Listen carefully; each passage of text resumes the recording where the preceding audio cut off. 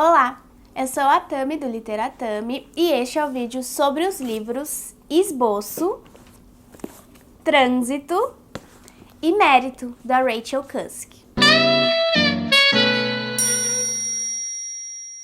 Eu já vou começar falando para vocês que estes 3 livros foram a primeira leitura do Clube de Leitura para apoiadores do Literatami, então a leitura ficou ainda mais especial diante dessa situação, né?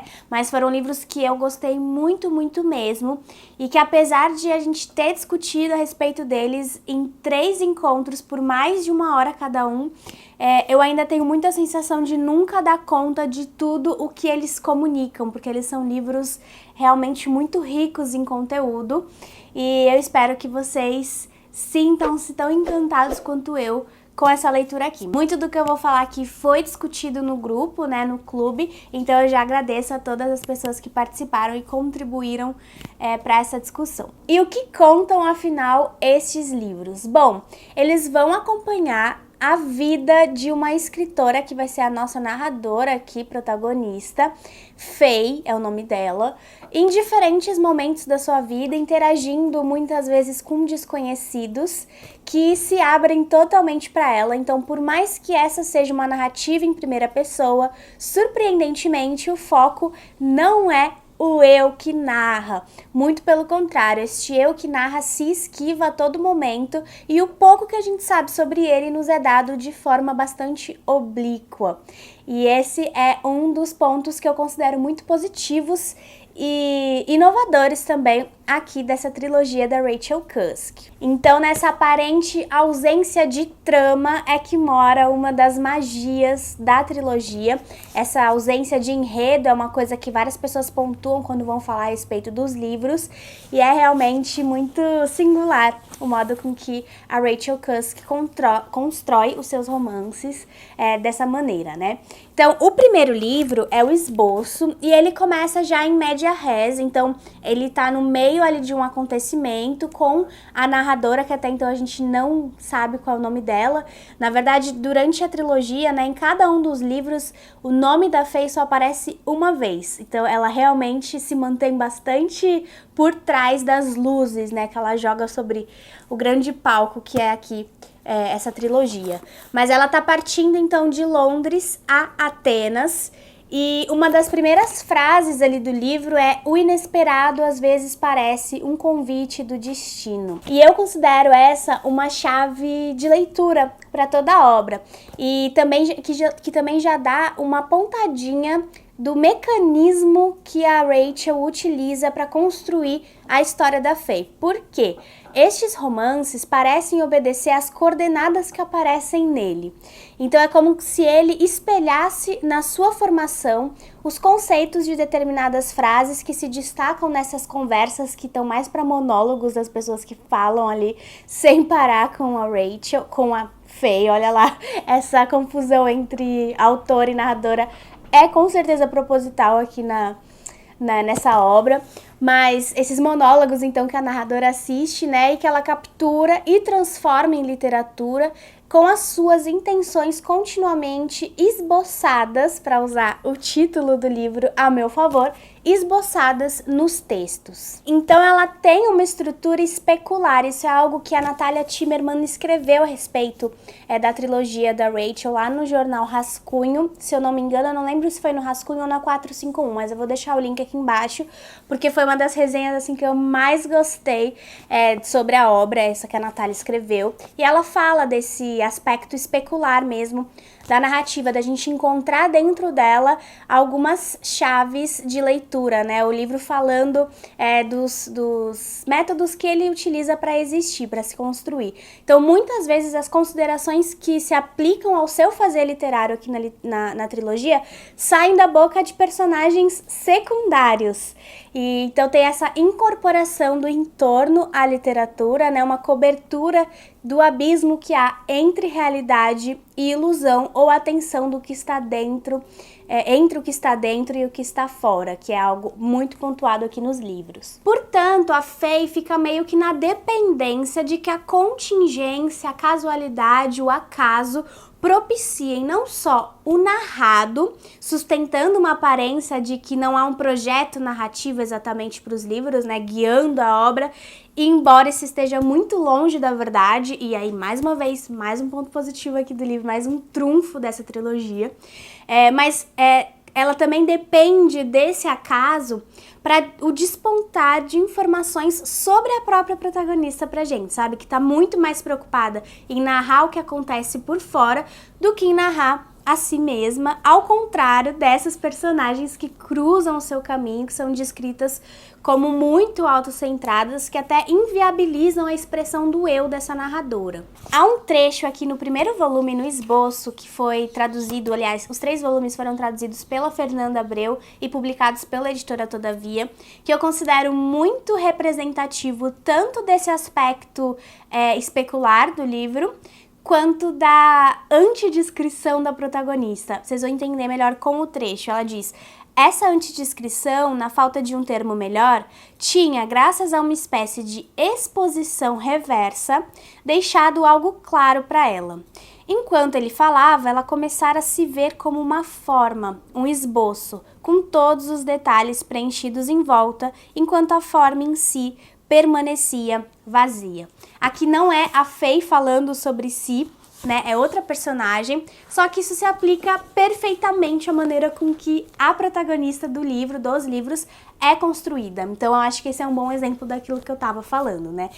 E por mais que as outras pessoas e até a nós, pelo menos no início, pareça que a Fei tem uma postura de passividade diante da vida e diante disso tudo que ela vai retratando, não é isso que acontece. Pelo contrário, ela tem uma postura não passiva, mas analítica e muito ativa na análise da narrativa desses vizinhos, porque estes vizinhos estão falando, narrativizando o tempo inteiro, e ela tá super ativa na captura daquilo que eles estão falando e na análise daquilo também, e com isso ela vai nos dando diretrizes para analisar quem ela é. E analisar nós mesmos, é claro. Há um episódio aqui do livro em que ela destaca a frequência com que as pessoas traem a si mesmas por meio daquilo em que reparam nas outras. O que é 100% que ela tá fazendo aqui na trilogia toda, né? E sobre essa atitude ativa da protagonista, tem também uma resenha da Camila von Holdeffer, que eu vou deixar aqui embaixo para que vocês leiam, caso se interessem. E uma outra coisa, né, um outro ponto que eu acho importante, que me chamou a atenção nessa narradora, é a sua objetividade no contar. Então, primeiro que ela é objetiva no recortar e depois que ela é objetiva no contar, sabe? E o raciocínio dela em compartilhar as mensagens com o efeito que pretendem causar é muito impressionante. Então ela vai extraindo das situações mais ordinárias cenas de destaque, marcadas pela sua perspectiva, pela sua angulação daquilo, né? Que é o único modo com que ela se coloca de fato no texto, se mostra no texto, extraindo do banal o mais profundo teor filosófico, sabe? Isso de maneira prosaica, por mais que seja muito filosófica a narrativa, ela não é truncada, ela não é difícil de acompanhar, muito pelo contrário, ela é super fluida, é muito prosaica, tem uma familiaridade estranha com o improvável, sabe, com essa contingência, a narradora, e isso tá impresso aqui na narrativa também. Então, é como se a Rachel abraçasse a ideia de simplicidade, tanto como um tema, que aparece aqui, quanto como um método da sua prosa. É uma prosa que eu até pensei em um adjetivo que eu preciso até pensar um pouco mais nele para me mostrar seguro o suficiente para trazer com alguma certeza, mas eu vou jogar aqui na roda, que é a ideia de uma prosa minimalista, me parece, que a Rachel tem, sabe? Porque ela, desse modo com que ela vai destacando o mínimo e o mais impactante, o mais eficiente para a mensagem que ela quer transmitir, sabe? Fazendo com isso do produto escrito um meio de teorizar a escrita também. Nos 3 livros a gente tem várias reflexões sobre o escrever interessantíssimas. despertadas, é claro, pela profissão, né, da narradora, que é uma escritora.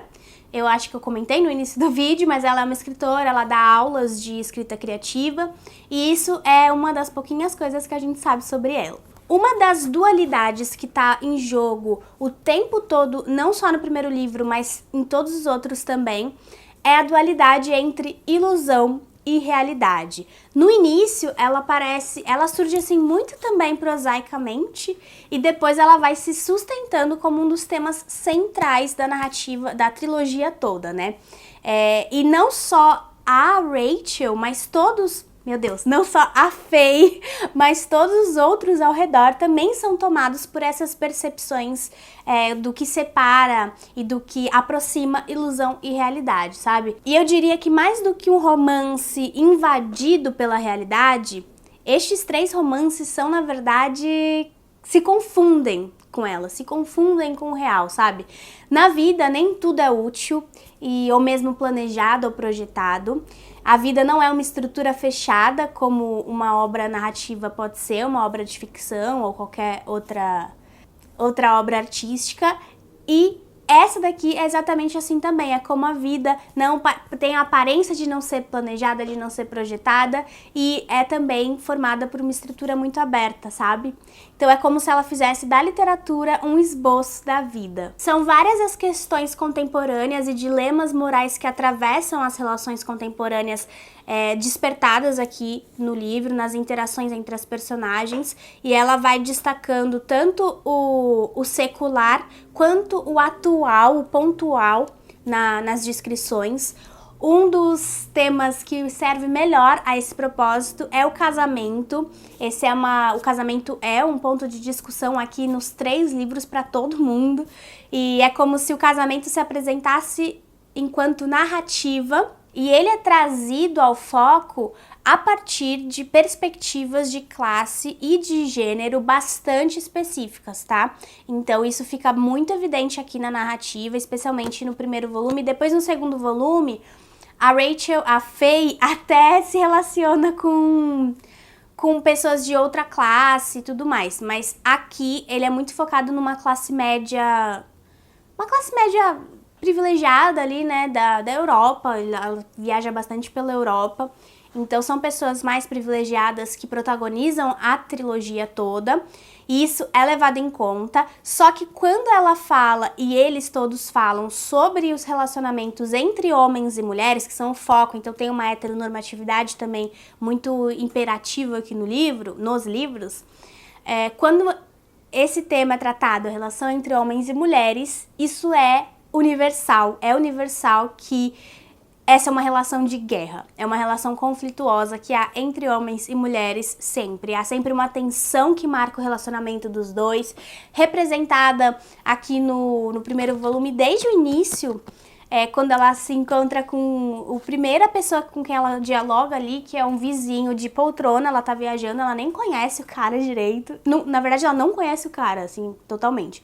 Nunca tinha visto essa pessoa, e mesmo assim ele se abre totalmente com ela, fala várias coisas ali super particulares da própria vida, e nessa primeira relação a gente já tem essa tensão marcada, né, entre homem e mulher, e a gente também tem como essa visão é percebida e recebida por ela enquanto mulher, como a masculinidade opera sobre ela, né? A gente tem muito dessa visão das coisas.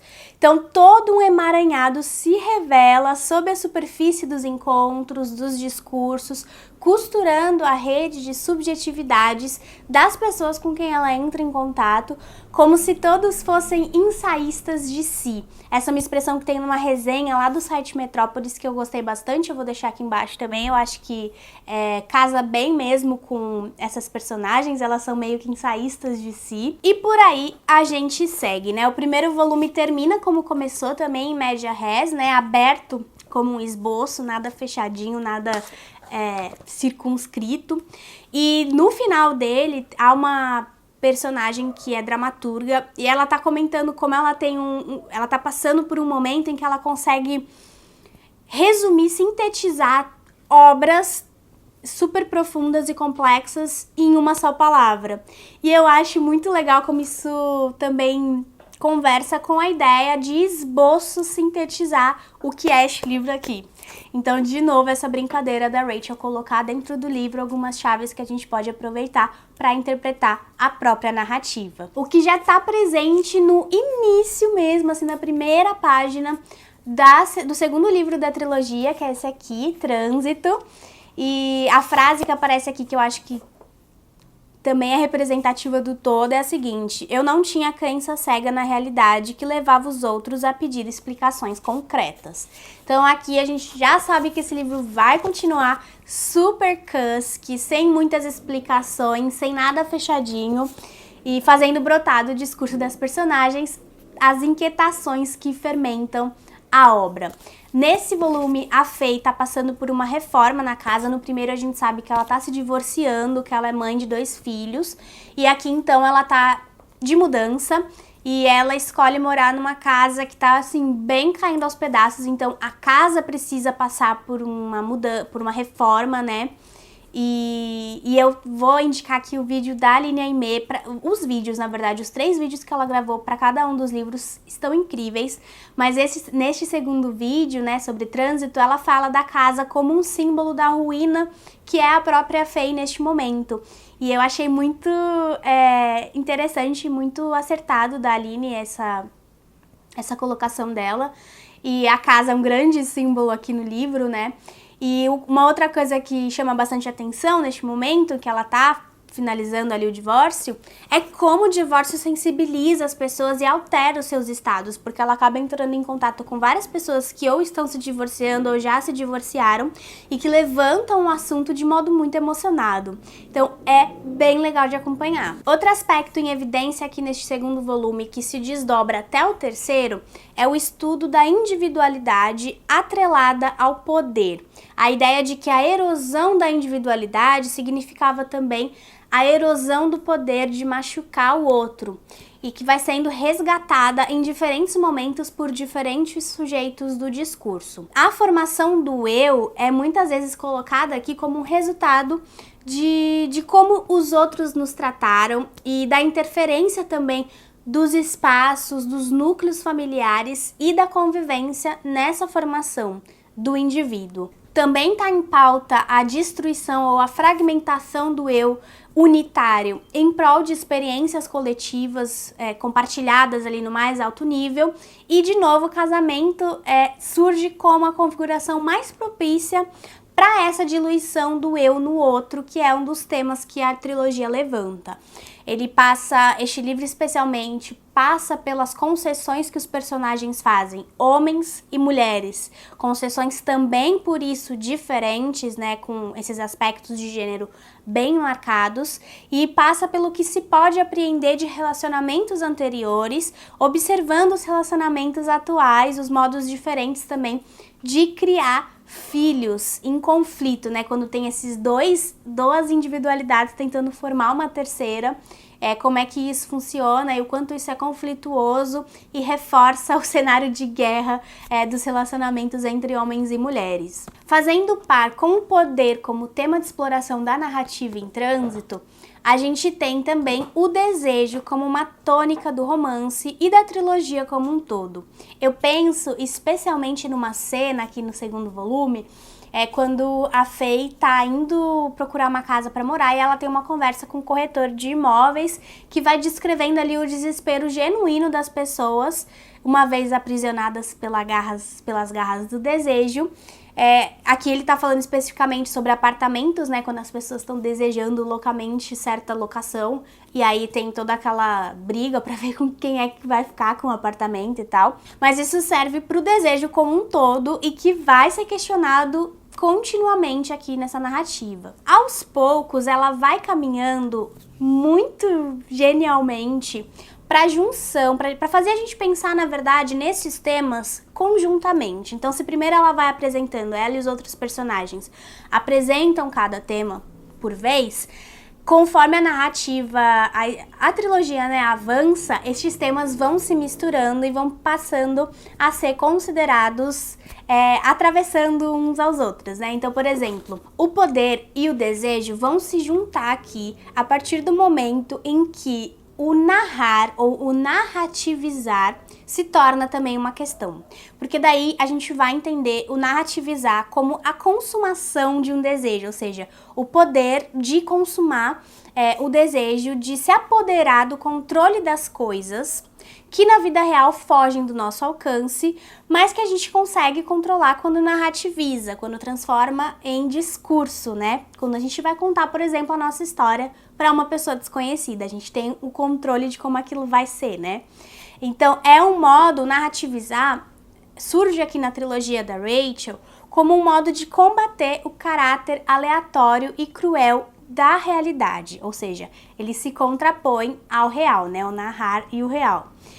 Mesmo que a narrativa mantenha a aparência arbitrária do real, tem um controle ali, né? Tem algumas mãos manipulando tudo. Aqui neste caso, por exemplo, são as mãos da Rachel, né? Uma das vantagens de narrativizar a experiência tá muito clara na trilogia como um todo. Por quê?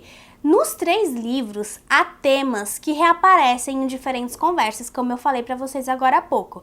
Só que para isso acontecer na vida real, com pessoas que nem se conhecem, é muito difícil.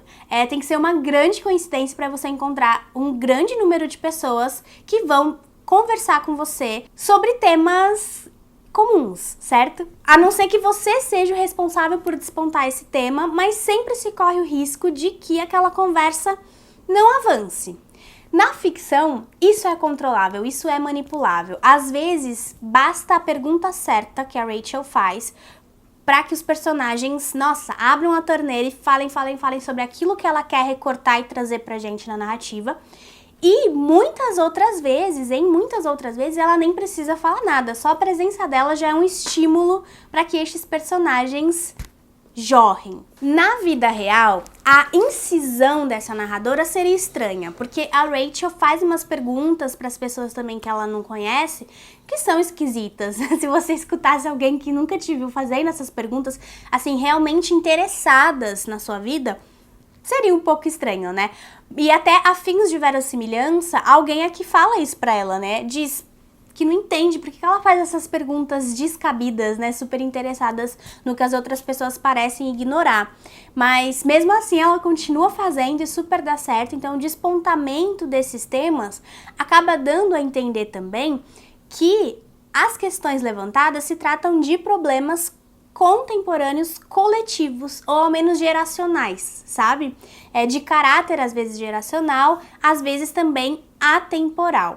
Então, as situações são importantes para despertar todas essas considerações acerca do presente, considerações que partem sempre do individual para abarcar o coletivo, o comum. E ela está muito mais interessada no desenvolvimento dessas questões do que nas suas raízes. Isso também a gente consegue perceber facilmente. Eu vou dar um salto aqui para mérito, só para trazer um trechinho aqui que está na página 119, que explicita isso que eu tô falando, né? É quando ela tá conversando com um jornalista que vai entrevistá-la, só que ele fala tanto que não entrevista, não dá tempo de entrevistar ela acaba sem falar nada, mas ele comenta, né, que enquanto tava lendo os livros da Faye, ele havia reparado, por exemplo, que seus personagens muitas vezes eram provocados a realizar façanhas de autorrevelação por meio de uma simples pergunta. Então, essa coisa de uma simples pergunta revelar todo o mistério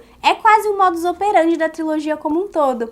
Então, há essa aproximação, como eu falei pra vocês, essa confusão entre Faye e Rachel não é à toa, não é por acaso que a gente acaba confundindo. Eu falo a gente porque no clube também, várias vezes as pessoas iam falar da Faye e falavam Rachel, às vezes iam falar da Rachel e falavam Faye. É proposital, certamente, né? E neste último volume, especialmente, a pergunta nem parece necessária, aquilo que eu tava conversando com vocês, né? Às vezes basta a presença da Faye pra tudo acontecer. Voltando rapidinho pra Trânsito, como eu comentei no início do vídeo, aqui da trilogia despontam muitos temas. Mas se eu tivesse que selecionar, sei lá, 3 temas principais dos 3 livros, certamente a representação de papéis seria, assim, acho que talvez o primeiro de todos. E em Trânsito é que ele vai brotar com mais força e depois continuar, né, em mérito. Mas aqui em Trânsito várias vezes aparecem em vitrines de loja, teatros, como metáforas para a vida, de papéis a representar, né? As pessoas representando papéis de acordo com o roteiro, que é estrutural, mas que nem por isso impede de deixar muitos atores perdidos quando se dão conta de que aquilo tudo parece desafiar o real. Então, o nosso estar no mundo, dentro de papéis já pré-determinados, às vezes confunde essas pessoas, né? E quem nunca também, né, ficou confuso com isso, ou ao menos tentou desafiar um pouco essa lógica de representar papéis dentro das relações, né? Aí entra a reflexão de que muitos casamentos e, consequentemente, muitas famílias tradicionais só se sustentam na medida que aceitam fugir da realidade, do que seria a realidade, para performar, para assumir certa artificialidade dada como uma fórmula de manutenção dos relacionamentos interpessoais. Nesse sentido, o casamento, mais uma vez, é também uma espécie de narrativa porque tenta desafiar a contingência, tenta controlar o incontrolável. Tanto que o momento em que a Faye sente que o seu casamento havia acabado, essa é uma das poucas aberturas que ela dá pro seu íntimo, né, aqui pra gente quando ela tá conversando com outra personagem. O momento em que ela percebe que o seu primeiro casamento acabou, foi quando o sentido de realidade, é assim que ela descreve, o sentido de realidade invadiu com toda a força o presente, destruindo qualquer ilusão, qualquer representação, que é o que sustenta o casamento, né? Sustentava o casamento dela e da maioria dos personagens aqui, e é o que ela descreve como uma sensação opressiva da realidade. Então, toda a instituição família, especialmente aqui neste segundo volume, é dada como um teatro que só funciona se todos os envolvidos assumirem irrefletidamente os seus papéis. E daí a dificuldade de fugir da norma, né, quando se tá dentro dessa configuração. Então, por isso também eu acredito que a Faye se relaciona apenas com pessoas que estão dentro de relações heteronormativas. É difícil fugir do padrão e enxergar fora do padrão quando você tá tão entranhado nele, né? Mas, no fim das contas, às vezes essa representação é até desejada pelas pessoas. Tem uma personagem que quase no finalzinho aqui de Trânsito diz, né? Mas qual o problema se é uma farsa? Farsa é uma palavra-chave aqui nesse livro. Qual o problema se é uma farsa, sabe? Questiona essa personagem, ao passo que a Faye diz que a sensação do próprio ar ser fabricado é para ela a essência da civilização. Então, a essência da civilização é essa artificialidade. E a gente pode aceitar, né? Qual é o problema ser uma farsa se todo mundo tá de acordo com ela? Desde o primeiro volume, a maternidade e a paternidade também são dadas como questões, como temas a serem desenvolvidos pela narrativa. No primeiro volume, a Rachel meu Deus, a Faye. Gente, isso nunca aconteceu de eu confundir tanto assim a autora com a personagem, meu Deus. No primeiro volume, a Faye toda hora sofre intervenções assim dos seus filhos, lembrando a todo momento que ela é mãe. Então ela viaja a trabalho e os filhos ficam com o pai, só que qualquer problema que eles têm, eles ligam pra ela, né? Porque estão acostumados, porque o pai não está presente, enfim. Então tem essa lembrança constante de que ela é mãe antes de ser escritora. E o interesse pelas crianças, pelo ser filho e pelo que difere uma criança de uma criatura adulta, parece ser apenas a capacidade de representar, de se adequar ao que pede cada papel, sabe? Uma coisa que a gente vai aprendendo enquanto a gente cresce. E aí entra uma coisa aqui que chamou muito a nossa atenção nas discussões do clube, que é o animal. Porque nos 3 livros, as pessoas têm relações péssimas com os animais. Então tem o cara que vai sair pra passear com o cachorro da namorada e um dia ele solta o cachorro, decide soltar o cachorro pra ver o que vai acontecer no meio da cidade e nem preciso dizer o que vai acontecer, né? É claro que o cachorro vai fugir. Tem uma outra situação em que uma mãe eu não lembro quantos filhos ela tem, 2 crianças, acho, também perde a paciência ali com a cachorrinha e parte pra violência com a cachorra. Enfim, são várias situações que parecem despropositadas de pessoas com animais e que acaba sempre resvalando na violência. E aí, eu sugeri com uma hipótese, né, lá no clube, e eu gostaria de saber de vocês também, se vocês concordam com ela ou não, que é que o animal, ele destoa disso, ele destoa dessa representação, dessa performance que a gente toma nas relações interpessoais, ele não participa do jogo da atuação. Então, para ele, o que resta? Se ele não vai aprender a representar. Ele, diferente da criança que vai crescer e que vai aprender, né, a jogar à sua maneira, mas vai aprender, o animal não tem isso. Portanto, a violência ou o descaso, enfim, seriam justificáveis para a instrução dos bichos. É algo que não tá dado aqui no livro, tá? Não tem uma explicação para esses discursos acerca do animal. É mais um dos temas, dos milhares de temas levantados aqui e que não se fecham, mas é uma coisa em que eu fiquei pensando porque eu me interesso bastante pela aparição de animais na literatura e tudo mais, e fiquei incomodada com isso, queria trazer para vocês, quem sabe vocês já leram a trilogia e também, né?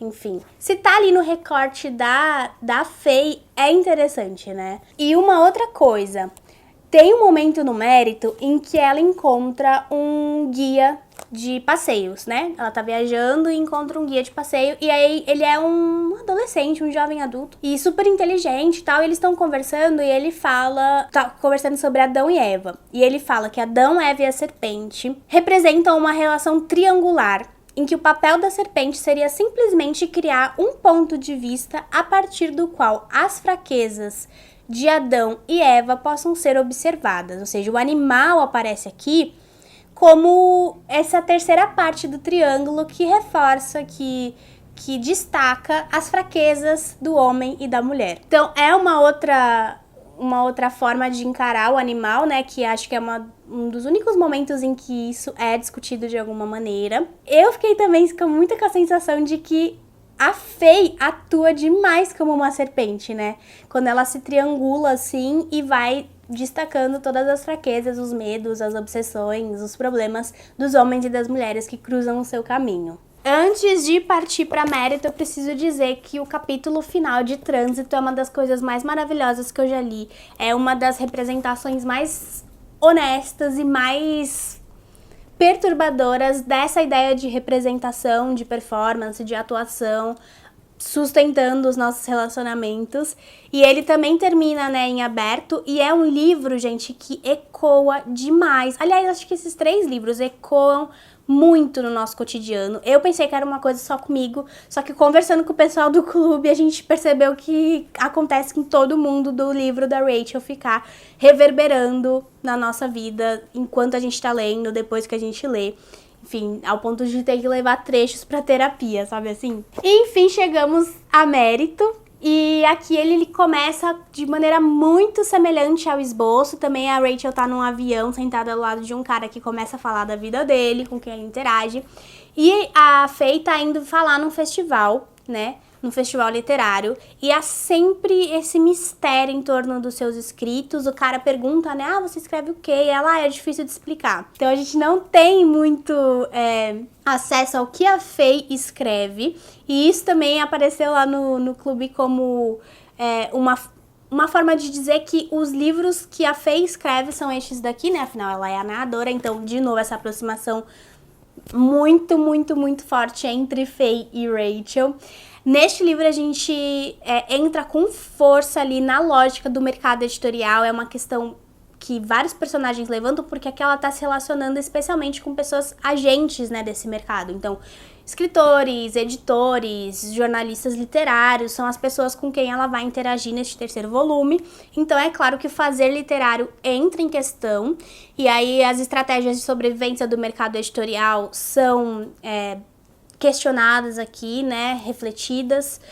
Tem o caso de um editor que está explicando por que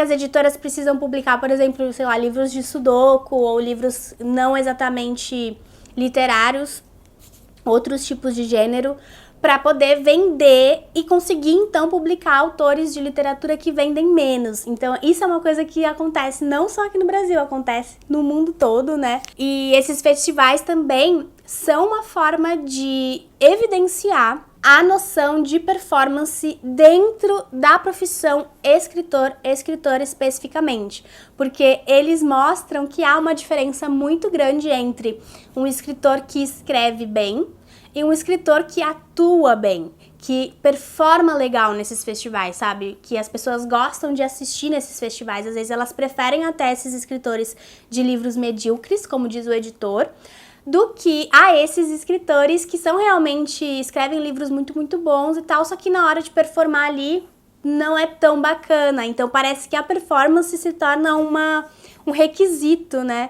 da profissão de escritor. E isso entra em conflito com a busca por liberdade que aparece aqui no livro como uma motivação da era moderna. Como é que a gente consegue alcançar a liberdade dentro de uma configuração farsesca? É que se mantém em pé como cadeia apenas. Então, essas são questões que vão passar ali na cabeça das personagens e que vão mobilizar bastante o livro. Aqui na página 57, uma autora tá falando sobre o seu casamento. Então, de novo, né, o casamento aparecendo como a configuração ideal para as questões despontarem, as questões principais dos romances. E ela diz, né, na época, tá falando do marido dela e tal, na época eu sempre sentia que guardava um segredo e que se o tivesse revelado, isso teria estragado tudo. Quando olhava para o meu marido, sabia que ele guardava o mesmo segredo e sabia que ele nunca o contaria, porque era algo que nós dois compartilhávamos, como atores que compartilham a consciência de estarem atuando. Algo que, se admitissem abertamente, estragaria a cena. Só que tem uma coisa, se por um lado estes personagens tentam conter, esconder a verdade, acreditando que a sua exposição seria a ruína das relações, por outro lado, eles estão o tempo todo revelando essa verdade no discurso.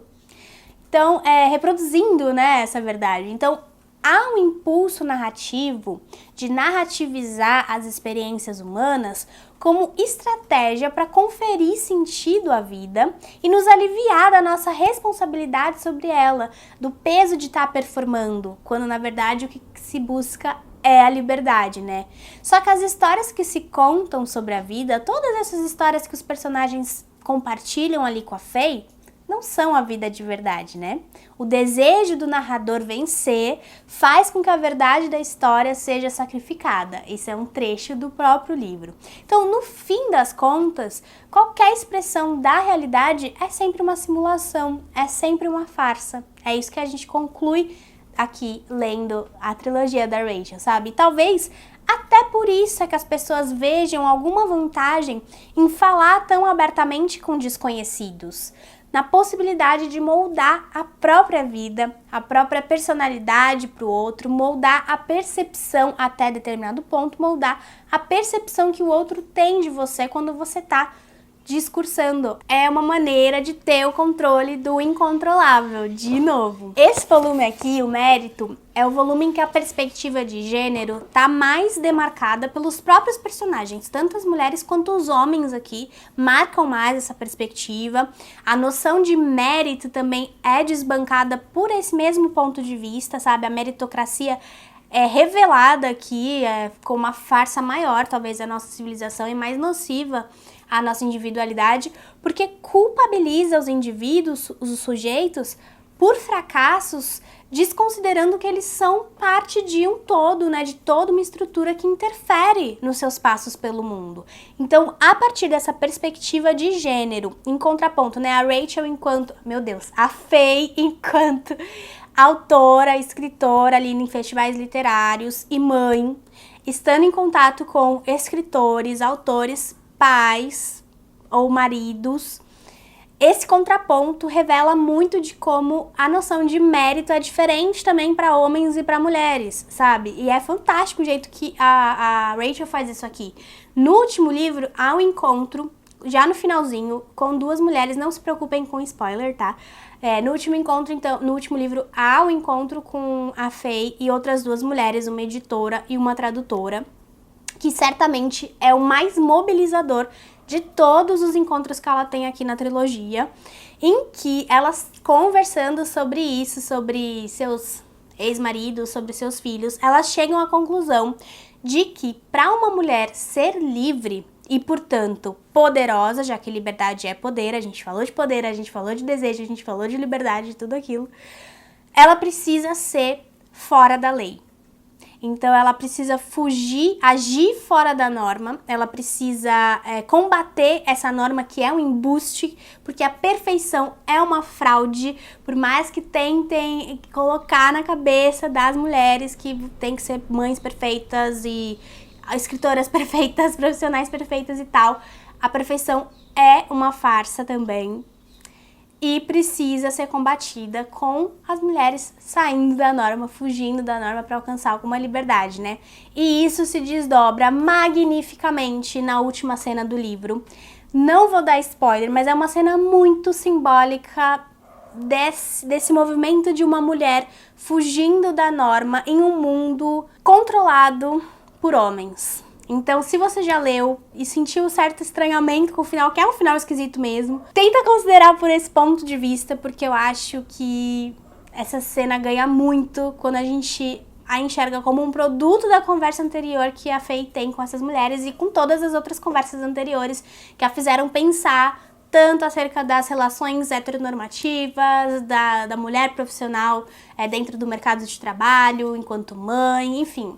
Muita coisa, muito maravilhoso. Isso sem contar que a Rachel tem, assim, excelentes descrições de ambientação mesmo, sabe? Ela vai construindo a arquitetura ao redor ali com uma solidez que vem também em contraste à elasticidade das personagens, dos seus discursos também.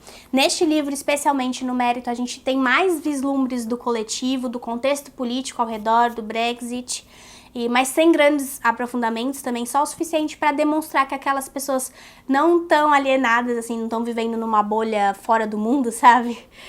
Não estão flutuando, né, ali no planeta, mas, enfim, que as suas vidas, né, são retratos. No fim das contas, essa trilogia são retratos de vidas aleatórias, aparentemente desconectadas, que por disputarem o mesmo tempo compõem um grande mosaico do agora, compartilhando comportamentos, preocupações e motivações comuns às suas classes, comuns aos seus gêneros, mas também comuns à sua condição de humanos, né?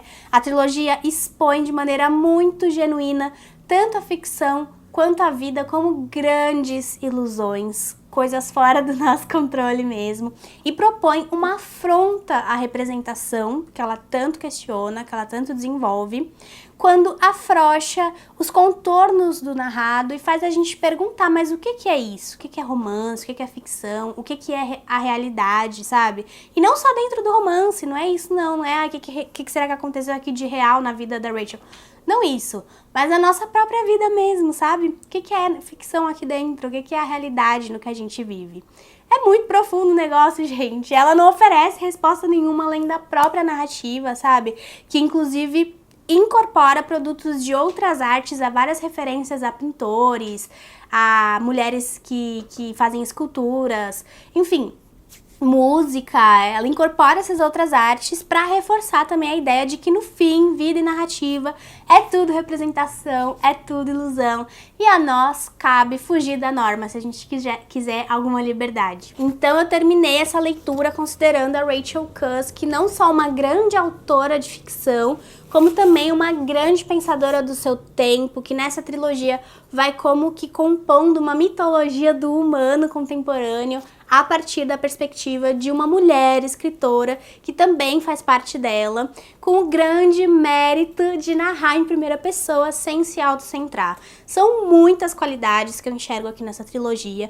Nem preciso dizer, acho que foram assim, esses 3 livros foram das melhores leituras que eu tive nesse ano. E de novo, né, vou reforçar que eles foram publicados pela editora Todavia, com tradução excelente da Fernanda Abreu. E se você quiser participar do clube de apoiadores do Literatame, a gente já tem a próxima leitura definida. É só entrar aí no Apoia-se para ter mais informações, tá bom? A gente vai adorar receber vocês no nosso grupinho. E se você gostou do vídeo, não se esqueça de curtir. Comenta aí embaixo se você já leu este ou outros livros da Rachel. Tem alguns textos também que ela escreve muito legais que versam sobre essas questões contemporâneas também. Então eu acho que eu só li essa trilogia dela até agora, mas eu acredito que a sua obra traga sempre essas reflexões aí. E, enfim, me digam se vocês já leram, o que é que vocês acharam, se vocês gostaram do vídeo. Inscrevam-se no canal se forem novos por aqui e acompanhem a Literatame nas outras redes sociais. Muito obrigada e eu vejo vocês no próximo vídeo. Tchau, tchau!